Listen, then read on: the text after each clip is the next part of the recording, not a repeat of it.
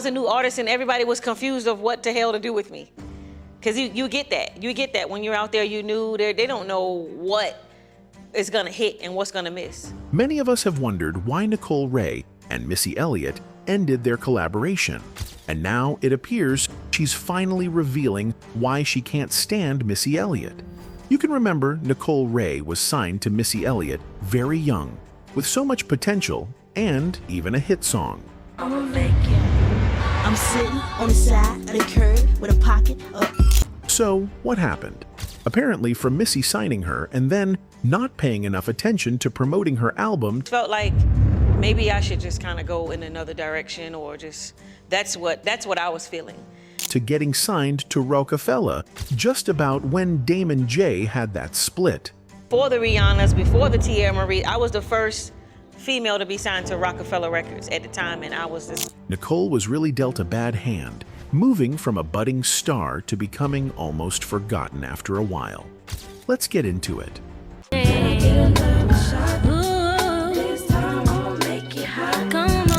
Born May 2nd, 1981, in Salinas, California, Ray was raised in Portsmouth, Virginia, in a religious household, with church being a big part of her life from an early age.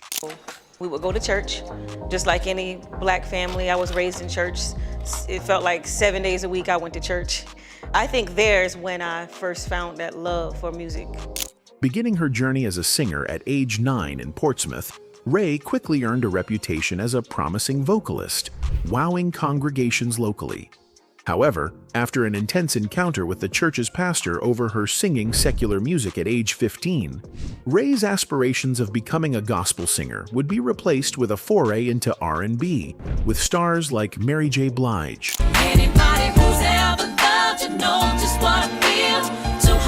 Mariah Carey,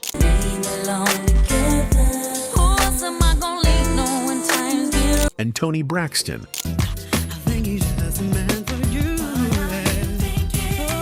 Among her strongest influences during her teenage years. The following year, Ray caught her big break after singing for fellow Portsmouth rep Missy Elliott through her older brother, who facilitated a meeting between Ray, their mother, and Missy at Ray's home. Missy Elliott discovered me. She was looking for a female singer, and my brother was like, I got somebody, my sister, she's a singer, you know, and I guess they exchanged numbers. My mom called me and said, Melissa Elliott is at the house and she wants to meet you. Comparing Ray to a young Mary J. Blige, Missy was so blown away by Ray's performance that she vowed to sign the teenager to a contract once she started her own record label, a promise she kept after launching her imprint, the Goldmine Inc., through Elektra Records in 1996. The following year, Ray made her debut appearance as Nicole on Getaway, a song from Missy Elliott's '97 debut, Supa Dupa Fly, on which Ray spat a rap verse written by Missy, as opposed to showcasing her vocal talent. Don't you say no more, 'cause you don't wanna battle.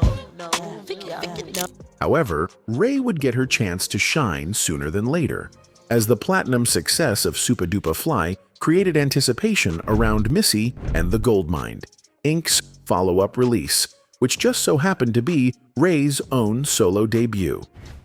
On June 2nd, 1998, Missy Elliott and the Goldmine Inc. unleashed Ray's debut single, Make It Hot, a sizzling cut featuring appearances from recent rapper and signee Mocha and Missy herself, as well as uncredited vocals from Kelly Price.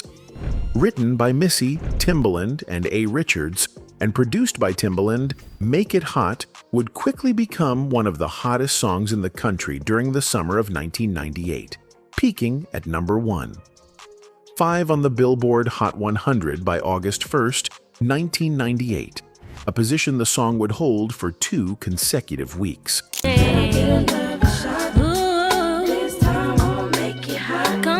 Accompanied by a music video set in a theater and directed by Christopher Erskine, and boasting cameos from Aaliyah, Ginuwine, Timbaland, and Magoo, and Playa, Make It Hot had all of the bells and whistles that a debut single from a relatively unknown artist could hope for. But when Ray's debut album of the same name finally arrived 20 years ago on August 25, 1998, it charted at number 42 on the Billboard 200, a paltry figure at best. Nicole's first album, Make It Hot, did well. The title track became a hit, and she felt like she was on top of the world. But things changed when she started working on her second album. She didn't feel the same excitement. She wasn't sure if the people around her still believed in her, resulting in Ray's debut album failure to gain traction or attain gold or platinum status. In spite of Make It Hot being certified gold and contributions from Missy Elliott and Static Major, the actual album received mixed reviews and was deemed a commercial disappointment, causing Ray to regroup and return back to the drawing board in hopes of avoiding the same fate on her next album. I was a new artist and everybody was confused of what the hell to do with me. Because you get that. You get that when you're out there, you new, they don't know what is gonna hit and what's gonna miss. As a new artist, she felt lost. The music industry can be confusing, and Nicole wasn't sure what her next step should be. She thought about going in a different direction, but she didn't know how to do that. She only knew that things didn't feel the same as before. Her mother told her, "You can't cry over spilled milk. Clean it up and move on." That's what Nicole did. She had to fight to keep her place. During this time, Nicole started writing her own music. Her second album, Electric Blue, was special because it was the first time she took songwriting seriously.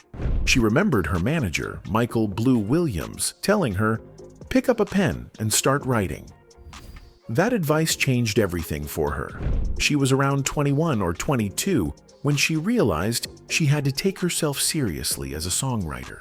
One of the first songs she wrote was I'm Looking. The people around her were excited. They saw that she had talent, not just as a singer, but also as a writer. This gave Nicole confidence. She felt like she had a future in music, even if things didn't always go as planned. I think I might have been like 21, 22, when I first, I'm taking myself serious as a writer. At first, Nicole was excited about her second album, but things didn't move as fast as she expected. The album was recorded, but she didn't understand what was happening. Why wasn't it coming out? She had already done the work, but it felt like everything was slowing down. She talked to Missy about it, trying to understand what was going on. In the end, she made a big decision. She walked away. She wasn't dropped from the label. She chose to leave because she felt there was no support. After the success of Make It Hot, she wanted to keep pushing forward. She didn't want to wait. She didn't want to be forgotten. But the label had other plans. They were signing new artists and putting their focus elsewhere. Nicole didn't want to sit on the back burner. She wanted to take control of her own career. Talking to Missy, Nicole explained that she wanted to move forward. She felt like there wasn't enough time or attention given to her music. Missy was having massive success, which made it harder for Nicole to get the support she needed. Let me work it. I put my thing down, flip it and reverse it. It's like a mother with too many children. Sometimes, not all of them get the attention they deserve. Nicole had to figure out her next step. With a lack of a release date for Electric Blue, Ray would cut ties with the Goldmine Inc. in 2002, returning home to Virginia in an attempt to refresh and pick up the pieces. I mean, I'm talking about everybody and their mama needed to have a piece of her and Timbaland. And I felt just honored and grateful that she was like a sister. She put her artist career to the side and took a back seat. She was still working in music, but she wasn't in the spotlight anymore. This confused some of her fans. They didn't understand why she wasn't releasing new music. But behind the scenes, she was still writing, still working, and still trying to survive in the industry. The music business is tough. One day, you're on top, and the next day, people forget about you. Nicole learned that the hard way. She had to figure out how to keep going, even when things didn't work out the way she planned. She had talent, and she had passion.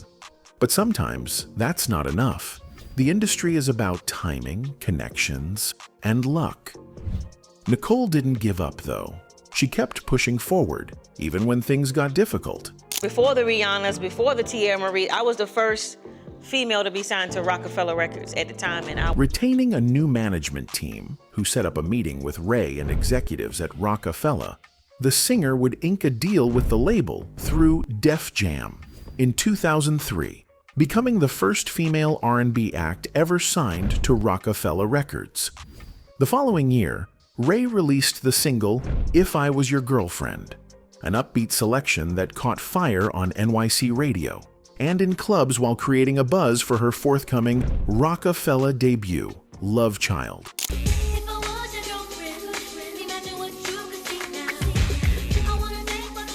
Nicole met Damon Dash through Kenny Burns, who worked at Rockefeller Records. She had always dreamed of being signed to Rockefeller. She watched their music videos and saw artists like Freeway, Beanie Siegel, and others. She told herself she would one day be part of that label. One day, her manager invited her to New York, telling her there were opportunities waiting. She packed her bags and traveled from Virginia to New York, hoping for a chance. When Damon Dash showed up, Nicole was in Quad Studios, a famous recording studio. Damon looked at her and asked, "Are you ready for this Rockefeller lifestyle?" Without hesitation, Nicole said, "Yes, I am." That moment changed everything for her. And Damon Dash came in, I was in Quad Studios, I'll never forget, and Damon was like, "You ready for this Rockefeller lifestyle?" And I was like, "Yes, I am." And it just happened, and we just started working on music. Nicole started working with Rockefeller, making music and growing as an artist. At one event in Miami, Damon Dash and Biggs gave her a Rockefeller chain, officially welcoming her into the label. Memphis Bleek, Rel, and others were there to celebrate. At that moment, Nicole thought about how she had once dreamed of this, and now it was real. She was the first female R&B artist signed to Rockefeller before artists like Rihanna and Tiara Marie. Missy, come on. She realized the power of speaking her dreams out loud. However, things changed when Rockefeller split. Jay-Z and Damon Dash went in different directions, and the label was no longer the same. If I wouldn't have done it the way I did it, there would be no Jay-Z. I'm gonna say this, and you ask Jay-Z anytime, there would be no Jay-Z as a rapper if it wasn't for me. Nicole had no idea this was happening. Nobody told her. One day, she went back home, and when she returned, Rockefeller was over. She felt lost and questioned why this happened. But she didn't give up. Even after the split, she stayed around, hoping things would work out.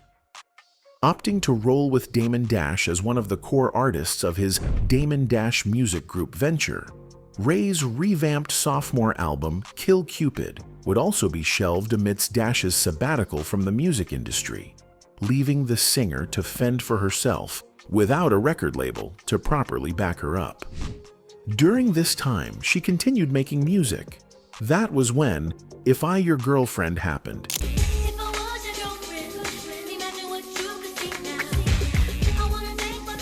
It came from a fun studio session.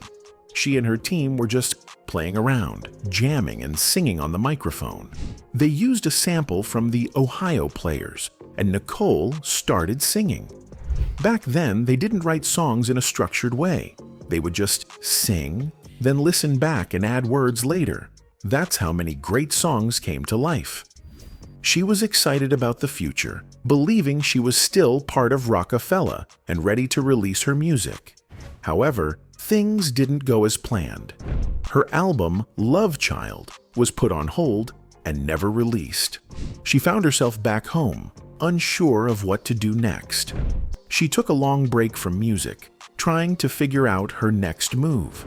During this time, she thought about what a pastor had once told her. Sometimes, things don't go as planned, but new opportunities will come. She loved Virginia, but after some time, she felt stuck. She felt like a fish in a small tank. Everyone she knew had left Virginia, chasing their dreams elsewhere. She realized she had to do the same. she couldn't be the only one staying behind. She had to move forward. Nicole then found an opportunity in Atlanta. She felt like this was her next big chance. Atlanta was becoming a major music hub, and she believed she could restart her career there. She packed her bags again, just like she did when she went to New York, and set out to build a new path for herself. She had dreams, but success was not easy to achieve. She waited for opportunities, hoping someone would call her with a big break. But waiting was tough. This was a hard time for Nicole. She felt lost and alone, but she kept believing in herself. One day, out of nowhere, Jaymond reached out to Nicole. He told her about a music group he thought she would be perfect for. He invited her to New York but did not give her a return ticket home. Nicole took a chance and went to New York. There, she met Dan and Patrick from the Black Keys. They worked together on an album called Black Rock. This album was different because it mixed rock and hip-hop music. The Black Keys loved Nicole's voice, and they asked her to work on another album called Brothers. Ray's performance on this project opened the door for her to be tapped by the Black Keys themselves to appear on the band's 2010 album Brothers. On backing vocals for Everlasting Light, Next Girl, I made mistakes back then. I'll never do it again. With my and Howlin' for You.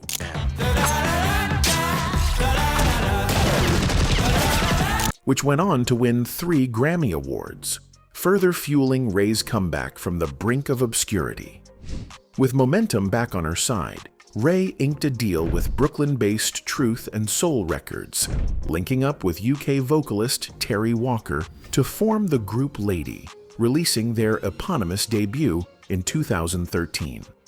Despite the project receiving positive reviews, Walker's departure from the group to pursue solo endeavors appeared to be another obstacle in Ray's career, but proved to be a blessing in disguise, as her decision to carry on the group's tour dates by herself gave her a chance to showcase her talent as a vocalist and performer, individually.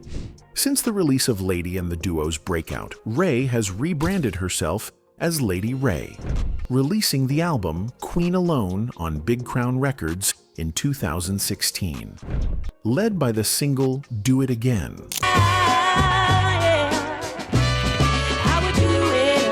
Queen Alone has received rave reviews and helped put Nicole Wray back on the radar and resulted in a renewed interest in her career as a singer, songwriter, and performer.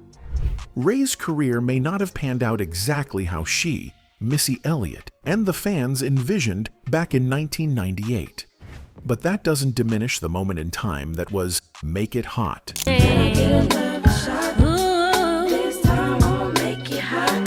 or her talent, as she has proved to be one of the more unsung vocalists of her time.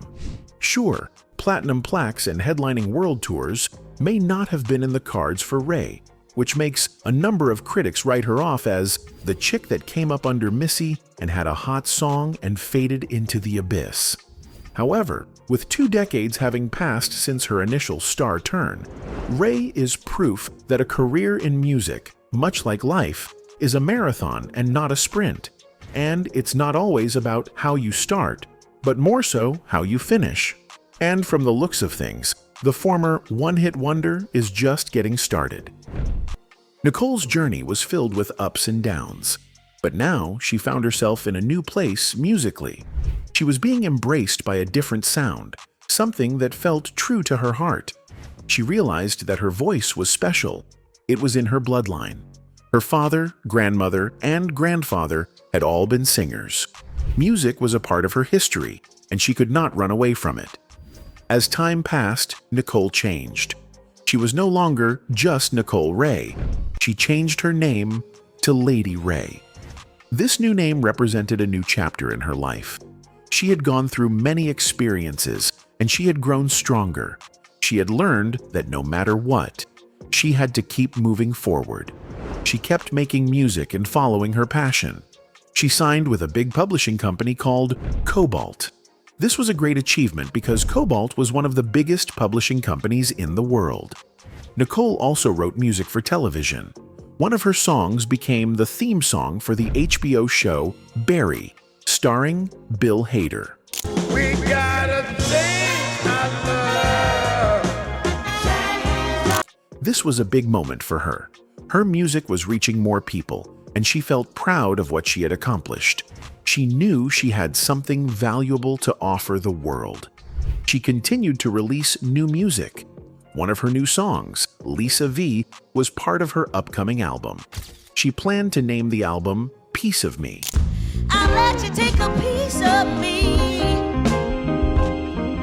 The album was expected to be released in late November.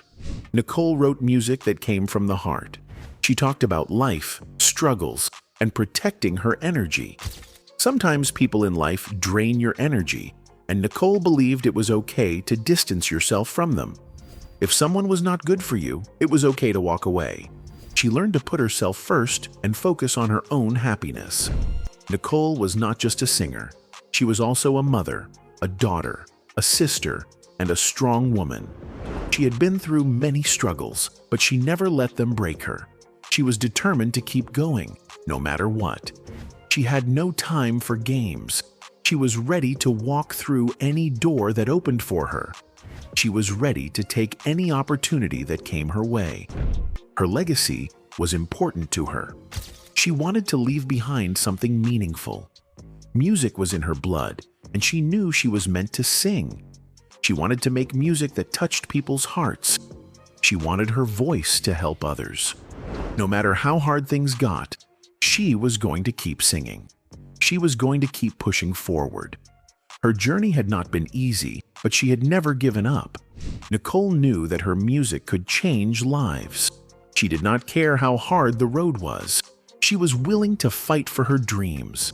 She believed in herself, and that was all that mattered. She was ready to share her gift with the world. Her story was far from over. She was just getting started. Like I talked about before, Nicole Wray and Missy Elliott were once very close. They had a strong friendship and worked together in music. But as time passed, things changed. Nicole and Missy were not as close as before. Nicole said there was still love between them, but their bond was not the same. Their friendship cooled down after they stopped working together. This happens sometimes in life. When people take different paths, they may not stay as close as they once were. Even if they still care about each other, things are just different. While Nicole was dealing with changes in her career, she also had problems in her personal life. Her father was struggling with addiction. This was very hard for her. Seeing someone you love go through addiction can be painful. Nicole had to stay strong, but it was not easy. She was already going through a tough time in music, and this made things even harder. She had to balance her emotions and stay focused. Sometimes life throws many problems at you at the same time. Nicole had to deal with both her career struggles and her family issues at once. Even with these challenges, Nicole never gave up on her music. In 2019, she released 2 songs, Piece of Me, I'll let you take a piece of me. and Come On In. Come on in. Come on in. Fans were happy to hear new music from her. The next year, she released another song called Storms. She kept working hard and showing her talent. In 2021, she put out more songs. Games People Play came out in the middle of the year. The shit you do when you're young, this the crazy things you do. And later, she released Under the Sun I wanna be free under the sun. Life for me has just and Through It All.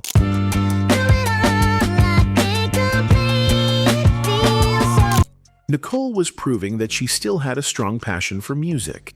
In 2022, after she released her 3rd solo album, Piece of Me, I'll let you take a piece of me.